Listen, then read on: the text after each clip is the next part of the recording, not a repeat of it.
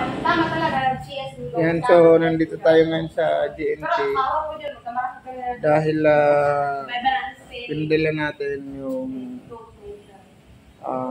marriage contract ng sister na nakapangasawa ng taga Dubai.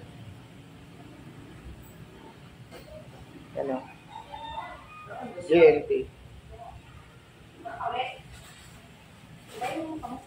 Yung GNT kasi, mura dito. Magkano ang bayad dito? Oh. Depende sa... Mura lang dito.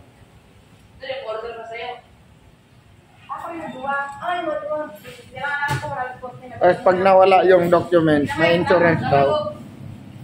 Sino magbibigay ng insurance pag nawala yung documents? Yung GNT? Oo. Maganda, dapat pala sinabi ko 1,000 na. Pero hindi naman yan mawawala. Ganyan sila kabait. O, yan o. GNT. So, pagkatapos kasi natin ayusin yung mga documents, pirmahan, lahat-lahat ng mga pinapadala na lang natin para mabilisan yung proseso.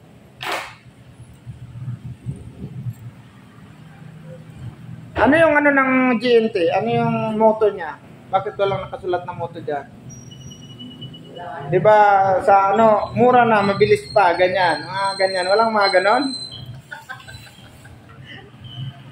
Dapat makapag-isip yung GNT ng motto nila para tinan mo yung yung generic, mabisa na, matipid pa. O, di ba?